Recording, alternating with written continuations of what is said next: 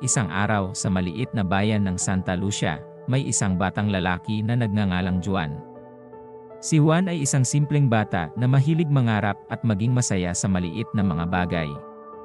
Sa kanyang maliit na bahay, mayroon siyang isang lumang salamin na nakuha niya mula sa kanyang lolo. Hindi ito ordinaryong salamin dahil may sinasabing mga kapangyarihan ito. Tuwing hapon, pumupunta si Juan sa kanyang kwarto upang tingnan ang kanyang sarili sa salamin. Isang araw, habang nakatingin siya sa salamin, biglang may kumatok sa kanyang pintuan. Ipinagpaliban niya ang pagtingin sa salamin at binuksan ang pinto. Lumitaw si Lola Ising, isang matandang manghuhula sa bayan. Sinabi ni Lola Ising kay Juan na ang salamin na iyon ay may mahiwagang kapangyarihan. Kapag titingnan mo ang iyong sarili, at tatanungin mo ang salamin ng isang tanong, bibigyan ka ng kasagutan. Ngunit mayroon ding isang kondisyon, dapat mong sundin ang mga utos ng salamin. Nalito si Juan ngunit naging tuwang-tuwa rin. Nagpasalamat siya kay Lola Ising at sinabing susubukan niyang gamitin ang salamin ng may kabutihan. Sinabihan siya ni Lola Ising na gamitin ito ng may maingat at maayos na pag-iisip. Noong gabing iyon, habang nagmumuni-muni si Juan sa kanyang kwarto, lumapit siya sa salamin at tinignan ang kanyang sarili. "Mahiwagang salamin, maaari mo ba akong tulungan?" tanong niya. Bigla, ang salamin ay nagliwanag at lumabas ang isang liwanag na anghel. Sinabi ng anghel kay Juan na handang tumulong sa kanya at magbibigay ng isang hiling. "Dahil sa mabuting puso mo, Juan, bibigyan kita ng 1.5 oras ng kasiyahan. Ang lahat ng mga taong nasa paligid mo ay magiging masaya at mapayapa habang ikaw ay nasa loob ng panahong ito," sabi ng anghel. Nagulantang si Juan, ngunit tuwang-tuwa siyang tinanggap ang biyayang iyon.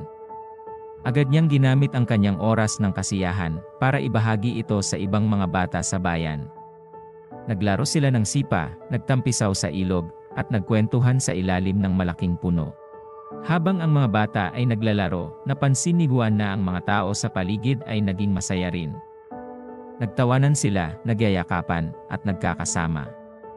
Unti-unti, ang buong bayan ay napuno ng kasiyahan dahil sa mabuting ginawa ni Juan. Ngunit, bago matapos ang oras ng kasiyahan, isang matandang lalaki ang sumulpot at sinira ang kaligayahan ng mga bata. Siya ay isang masamang tao na nais lamang manakit at magdulot ng kalungkutan sa iba.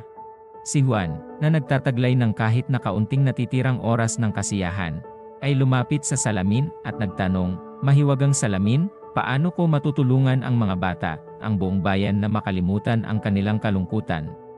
Nagliwanag muli ang salamin at lumabas ang anghel na may mga palamuti. Sinabi ng anghel na sa pamamagitan ng pagbabahagi ng mga palamuti, ang mga tao ay magiging masaya muli. Nagbigay ang anghel kay Juan ng mga kwintas, singsing, at kwintas na may magic dust. Tumakbo si Juan patungo sa mga bata at ibinahagi ang mga palamuti. Sa sandaling nagbigay sila ng halik sa mga palamuti, bigla nilang nakalimutan ang kanilang kalungkutan. Ang buong bayan ay sumaya muli, at ang matandang masamang tao ay napagtanto ang kabutihang gawa ni Juan. Sa paglipas ng panahon, ginamit ni Juan ang salamin upang tulungan ang maraming mga tao sa kanyang bayan. Binigyan niya sila ng kasiyahan, pag-asa, at inspirasyon sa pamamagitan ng kapangyarihan ng salamin. Ang kwento ni Juan at ang mahiwagang salamin ay nagpatunay na kahit na ang isang simpleng batang tulad ni Juan ay may kakayahan na baguhin ang mundo sa pamamagitan ng pagtulong at pagbabahagi ng kasiyahan sa iba.